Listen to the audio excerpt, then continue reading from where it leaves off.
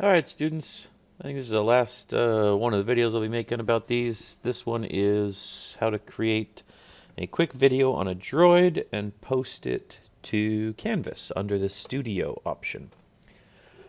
So what I'll do is I'll fire up the old camera, I'll switch it around here, it's taking a picture of my face, and I'll hit record. And it's going to be a very quick video.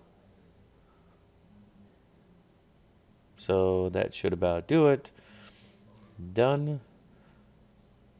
Now that I'm done, I'm going to go out to Canvas, log into our class.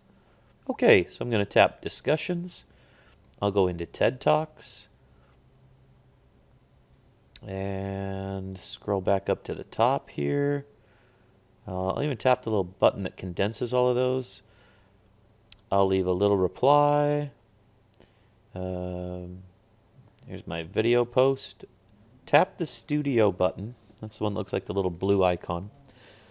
And then add, browse files, and click your files. Go find where it's at. Tap on the video. When you do that, it'll start uploading. You'll see a little progress bar go across the screen. Turns green when it's done. Here's my sample video. Tap the video once. And then off to the side, click Embed.